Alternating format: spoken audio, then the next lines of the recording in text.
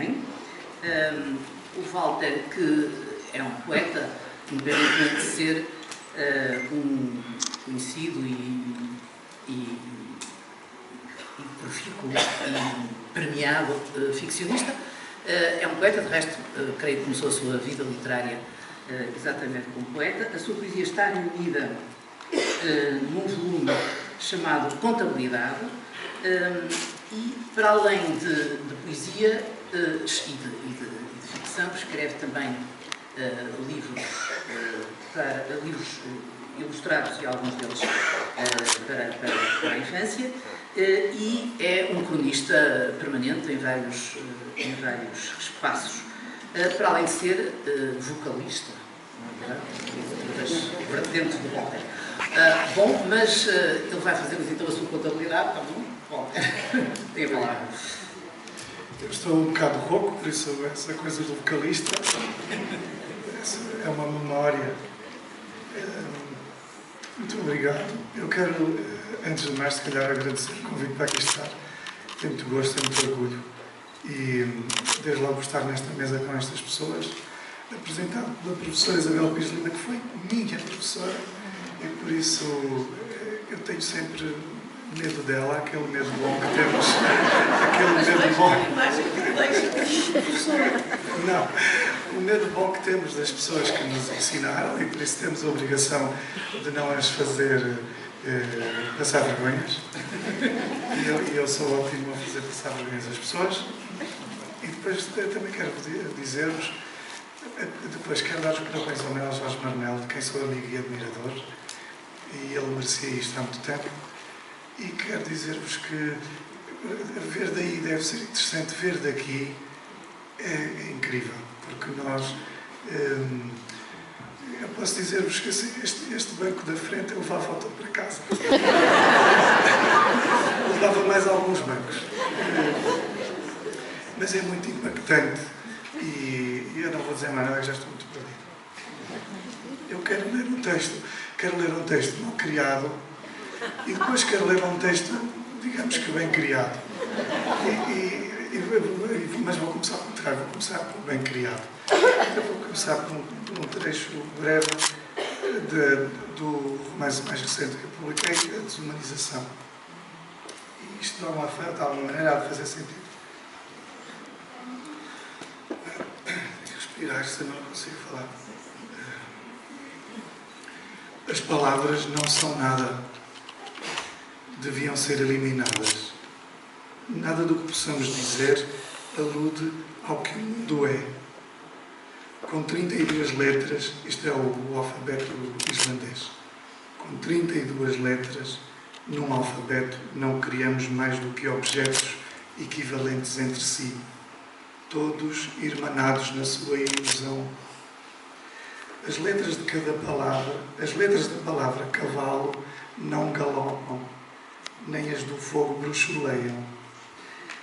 E que importa como se diz cavalo ou fogo, se não se autonomizam do abecedário.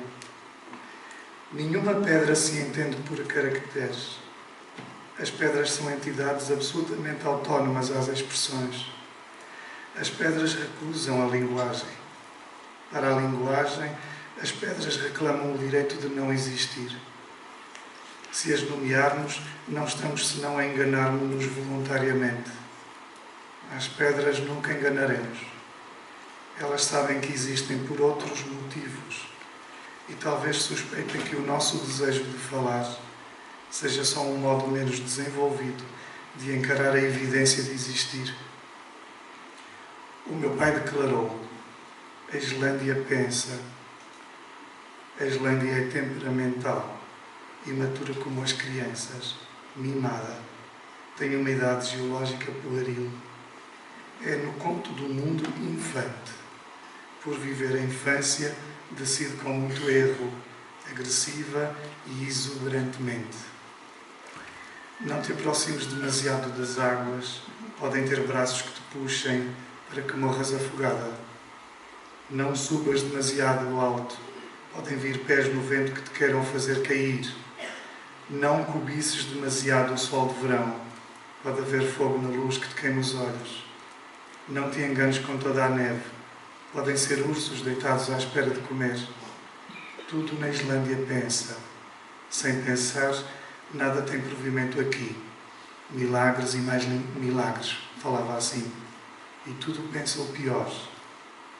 Eu, instável na convicção de que as palavras salvariam, enfurecia-me por me apertar ainda ao peito e a tristeza trazer uma paralisação constante dos gestos e das ideias. Dizer Sigridur não fazia companhia.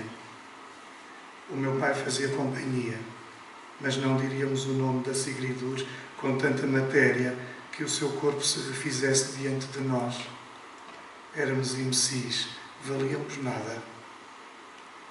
Queria uma palavra alarve, muito gorda, uma que usasse todo o alfabeto e muitas vezes, até não se bastar com letras e sons e exigisse pedras e pedaços de vento, as crinas dos cavalos e a fundura da água, o tamanho da boca de Deus, o medo todo e a esperança. Uma palavra alarve que fosse tão feita de tudo que, quando dita, pousasse no chão definitivamente, sem se ir embora, para que a pudéssemos abraçar, beijar. Beija a tua irmã, porque não a entendes, mas ela sabe o que faz. Pensei, está morta, sabe tudo. E agora vou ler um texto mal criado.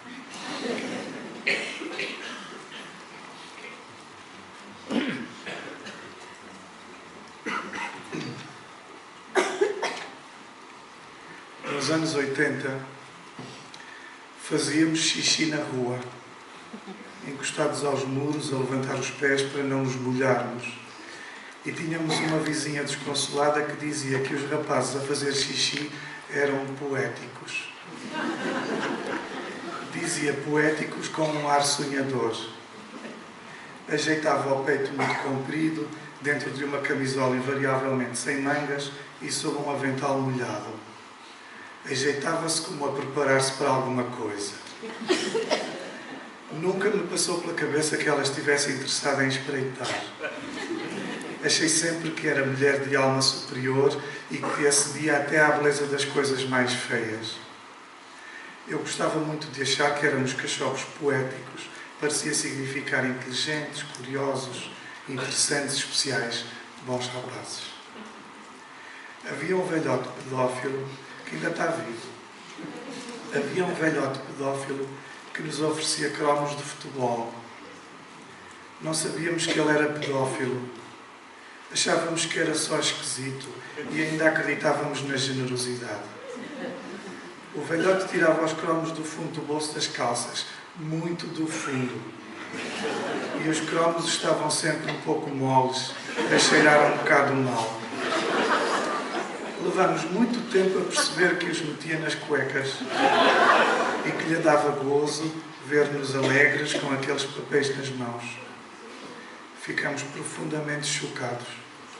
Antigamente não se dizia que um senhor assim era um pedófilo. Dizia-se que ia ao cu aos meninos pequeninos. Estávamos instintivamente educados para fugir.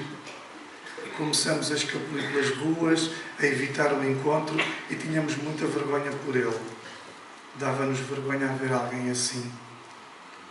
A primeira senhora, entre espreitar-nos e rir-se, foi quem nos avisou: vocês fujam do velho. Ele dá-vos cabo da poesia toda. Ela empurrava-nos. Respingávamos para os sapatos e tentávamos fazer mais depressa. A senhora via-nos e dizia: ai, chegaram os meus versinhos. Era eu e o Chiquinho. O Chiquinho, quando a via, dizia: que merda. No verão, o velhote pedófilo via-se atrapalhado para andar de gabardine. O calor obrigava-o a vestir-se de paninhos leves, branquinhos, meio a italiano sensível. Com as mãos e os bolsos à vista, ele nunca tinha cromos. A senhora enxutava-o, ia buscar uma vassoura e gritava: não fica aqui esterco nenhum, varre tudo para o lixo. O velhote passava com ar de desentendido, a parecer que ia para a praia como as pessoas normais, as que não iam ao atrás de ninguém. Por causa destas coisas, a senhora era nossa amiga, gostávamos muito dela, nossa guardiã salvadora, Santa Senhora dos Meninos Distraídos. Um dia até fizemos xixi sem grande vontade, só para que ficasse contente com os versinhos. Era sempre naquela mesma esquina da fábrica de conservas, uma esquina para dentro, ao invés de ser para fora. O Chiquinho a afogar formigas e eu a pedir-lhe que cuidasse das criaturinhas de Deus, porque eu era muito crente e queria tanto merecer o céu ao tempo da morte. Eu ando outra vez a ficar crente, é uma coisa esquisita.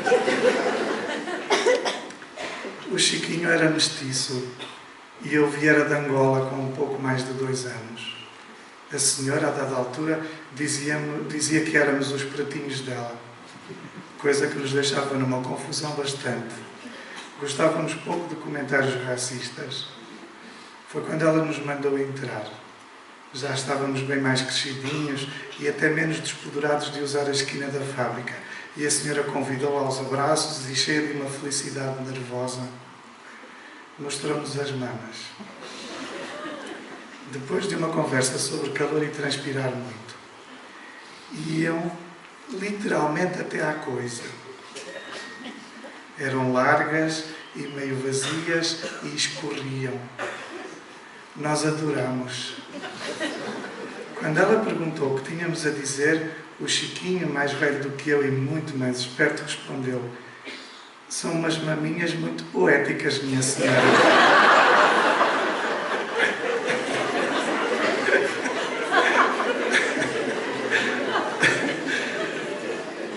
Eu concordei. Como não conseguia falar, abanei com a cabeça a comprovar que estava também grato. Pensei: obrigado. E ela disse: agora vocês, os pretinhos, costumam ter coisinhas grandes também. E eu respondi: escrevo uns poemas sobre Passos de Ferreira.